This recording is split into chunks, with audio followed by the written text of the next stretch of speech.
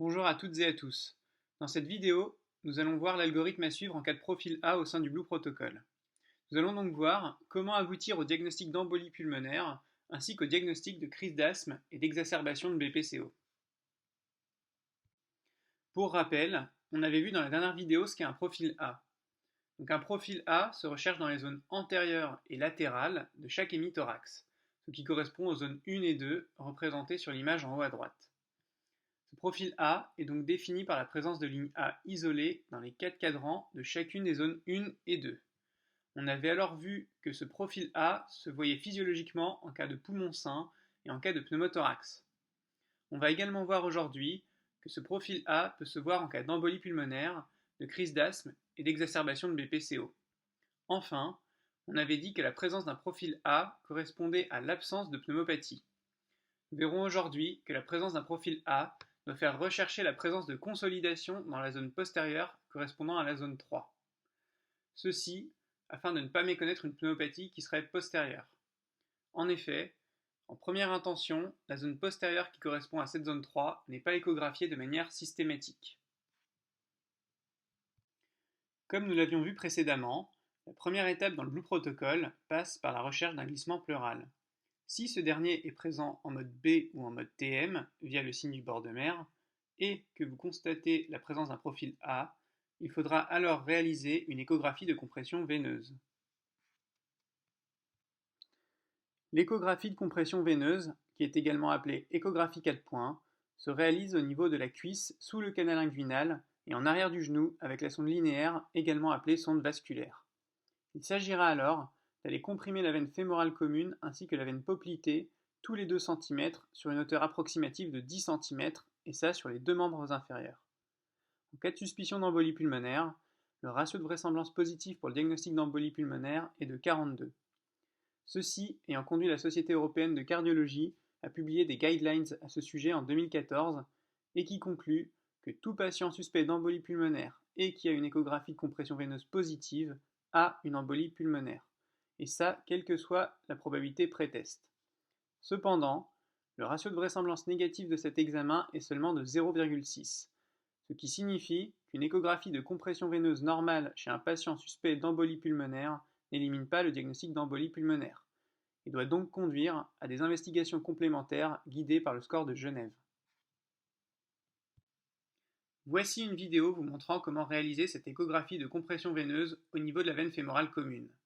On place toujours le repère de la sonde d'échographie orienté vers la droite du patient. Ici, le repère est symbolisé sur la sonde par un point et un trait de couleur rouge. On recherche l'image échographique d'intérêt et on effectue une compression de la veine fémorale. Puis, enfin, on descend de 2 cm et on répète l'opération sur environ 10 cm de hauteur.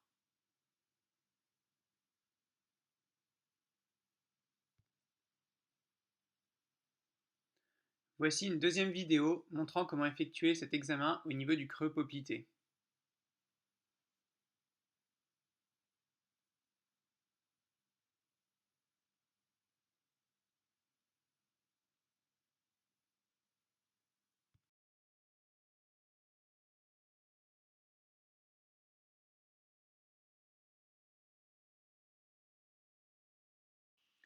Je vous ai fait ce schéma anatomique pour vous montrer quelle est l'image cible échographique au niveau fémoral et au niveau poplité. L'image cible au niveau fémoral est représentée ici tout à gauche de l'écran. Notez que dans cet exemple, je vous ai symbolisé un membre inférieur droit et que bien entendu, l'anatomie sera inversée sur le membre inférieur opposé. Donc au niveau fémoral droit, vous devez visualiser une image ressemblant à une tête de Mickey. L'oreille située à gauche quand vous regardez la tête de Mickey de face étant l'artère fémorale commune. L'oreille située sur votre droite étant la veine grande saphène. Enfin, le vaisseau qui nous intéresse et qui est la veine fémorale commune est situé en dessous et représente la tête du Mickey. Il est important de noter que cette image cible peut également visualiser la crosse de la grande saphène qui est une communication avec la veine fémorale commune. Il est alors possible, en cas de thrombose, de visualiser un thrombus communiquant entre ces deux vaisseaux. Lorsque vous allez descendre la sonde d'échographie petit à petit vers l'extrémité inférieure du membre, l'anatomie va changer et vous allez au bout d'un moment tomber sur le schéma du milieu avec une artère fémorale commune qui se sera divisée en artère fémorale superficielle et en une artère fémorale profonde. Pour ce qui est de l'étude en arrière du genou et donc au niveau du creux poplité, L'image cible est plus simple à obtenir avec une veine poplitée située au-dessus de l'artère poplitée. C'est l'image qui est à droite de l'écran. Cette veine poplitée peut parfois être décalée en biais sur le côté de l'artère poplitée. Donc voici ce que l'on doit rechercher. Pour notre exemple, j'ai pris le cas d'une recherche de thrombose effectuée au niveau poplité. Sur le schéma de gauche est représentée la situation physiologique. On effectue une compression de la veine poplitée avec notre sonde d'échographie et cette dernière se collabe complètement et disparaît alors sur l'écran de l'échographe. L'artère poplitée, elle, ne se collabe pas, car comme toutes les artères, elle contient une certaine pression. En cas de thrombose, on va rencontrer deux situations possibles qui sont représentées cette fois-ci sur le schéma de droite. On effectue une épreuve de compression des vaisseaux, et là, soit la veine poplitée ne se collabe pas entièrement, et on dit alors que la veine n'est pas compressible. Cette situation est pathologique et traduit la présence d'un thrombus qui n'est pas visible directement. Et la deuxième situation pathologique, c'est la visualisation directe d'un thrombus dans la veine, qui sera représenté à l'écran par un contenu hyperéchogène au sein de la lumière de la veine, qui est normalement anéchogène, puisque contient du liquide qui est le sang circulant. Voici ici un examen d'échographie de compression veineuse normale effectué sur un membre inférieur gauche. Donc l'anatomie est inversée par rapport à ce que je vous ai montré tout à l'heure. Pour une meilleure compréhension de l'image, je vous ai refait un schéma correspondant à ce que nous visualisons sur cette échographie. Vous pouvez alors constater que la veine grande saphène et la veine fémorale commune se collabent complètement lors de la manœuvre de compression et disparaissent à l'écran. Nous sommes donc bien dans un cas où nous n'avons pas de thrombose. En haut à droite de l'image, on a bien une artère fémorale commune qui, du fait de sa caractéristique artérielle, est non compressible. Et vous pouvez également constater son caractère pulsatile à l'échographie. Vous pouvez également noter sur cette image la visualisation parfaite de la crosse de la grande saphène qui se jette dans la veine fémorale commune. Cette dernière étant représentée par la communication directe de ces deux vaisseaux.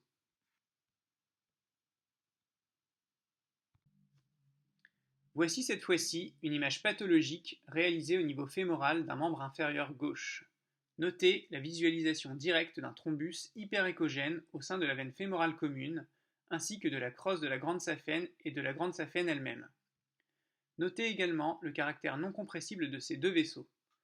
Dans ce cas précis d'un patient dyspnéique avec une échographie retrouvant un glissement pleural avec un profil A et cette imagerie de compression veineuse pathologique, nous pouvons conclure au diagnostic d'embolie pulmonaire.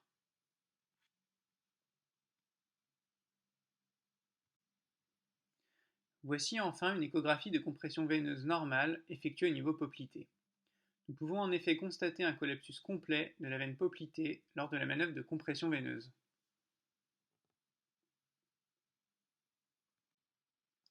Donc si on reprend, en cas de glissement pleural présent et de profil A, on réalise une échographie de compression veineuse, également appelée échographie 4 points.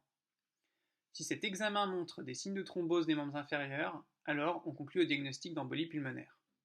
A contrario, si l'échographie de compression veineuse est négative, on va aller rechercher ce que l'on appelle des PLAPS points. PLAPS est un acronyme pour syndrome alvéolaire et ou pleural latéraux-postérieur. Donc à cette étape-là, et en absence de signes de thrombose des membres inférieurs, on va aller explorer la zone 3 dont je vous avais parlé dans la vidéo d'introduction.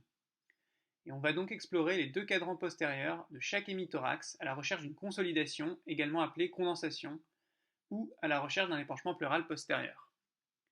Si on découvre une consolidation dans cette zone 3, on pourra conclure au diagnostic de pneumopathie. C'est pour cette raison que la définition du profil A dans le Blue Protocol ne traite que des zones 1 et 2 et qu'une exploration complémentaire de la zone 3 à ce stade nécessite d'éliminer une pneumopathie qui serait postérieure. Dans la vidéo sur les pneumopathies, j'avais procédé à une simplification pour ne pas vous embrouiller en vous expliquant que le profil A ne pouvait pas correspondre à une pneumopathie. En fait, ceci aurait été vrai si dans le Blue Protocol, on explorait de manière systématique et en première intention les trois zones des deux poumons. Si à contrario, on ne retrouve pas de condensation ou de consolidation dans la zone 3, alors les diagnostics possibles sont l'exacerbation de BPCO et la crise d'asthme. Certains auteurs préconisent l'ajout au sein du Blue Protocol d'une échographie cardiaque simple de débrouillage à l'étape de réalisation de l'échographie de compression veineuse. Cette échographie cardiaque simple en coupe 4 cavités permet la recherche d'arguments échographiques pour un cœur pulmonaire aigu, qui est un signe échographique pour le diagnostic d'embolie pulmonaire avec retentissement cardiaque. Ceci permet de détecter les cas d'embolie pulmonaire sans thrombose des membres inférieurs. Je vous ai mis ici deux vidéos pour illustrer le cœur pulmonaire aigu en échographie cardiaque. l'image de gauche étant issue d'un simulateur d'échographie, tandis que l'image de droite a été réalisée dans le service et avec l'échographe du service, chez une patiente de 50 ans, hospitalisée en psychiatrie et qui nous avait été adressée pour 2 épisodes de malaise d'allure vagale. Les signes de cœur pulmonaire aigu sont une dilatation du ventricule droit, qui devient alors au moins égal en taille au ventricule gauche ou plus gros que ce dernier, et donc avec un rapport ventricule droit sur ventricule gauche se rapprochant de 1, tandis qu'en conditions physiologiques, ce rapport est inférieur à 1. On peut également visualiser un septum paradoxal, qui est le bombement du ventricule droit dans le ventricule gauche lors de la systole ventriculaire, du fait d'un niveau de pression plus élevé dans le ventricule droit que dans le ventricule gauche. Ceci s'expliquant du fait de l'hypertension artérielle pulmonaire. On peut observer une dilatation du ventricule droit sur ces 2 vidéos et un septum paradoxal sur la vidéo de la patiente de droite.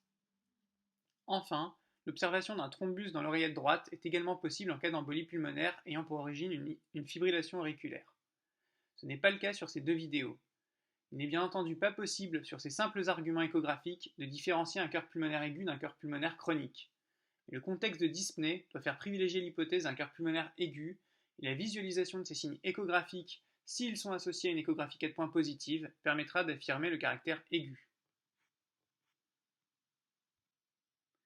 La réalisation d'une échographie cardiaque de débrouillage à l'aide d'une coupe 4 cavités permettra également d'éliminer le diagnostic d'épanchement péricardique et notamment celui de tamponnade en cas de dyspnée. L'épanchement péricardique étant liquidien, il est alors anéchogène sur l'échographe. Un épanchement de faible abondance, s'il est précoce, sera observé initialement en regard du ventricule droit. Sur cette vidéo issue d'un simulateur, nous avons le cas d'un épanchement de grande abondance avec un signe échographique appelé swinging hearse, car on voit le cœur danser de droite à gauche dans son épanchement. Un épanchement péricardique soit abondant, soit moyennement abondant mais d'installation rapide, pourra être responsable d'un collapsus du ventricule droit qui sera mal toléré avec risque de désamorçage de la pompe cardiaque. Voici donc à quoi ressemble l'algorithme en cas de profil A avec glissement pleural présent, lorsque l'on rajoute la réalisation d'une échographie cardiaque simple de manière complémentaire à la réalisation de l'échographie de compression veineuse. N'hésitez pas à mettre la vidéo sur pause pour regarder cet algorithme modifié. Cette vidéo est maintenant terminée, merci de votre attention.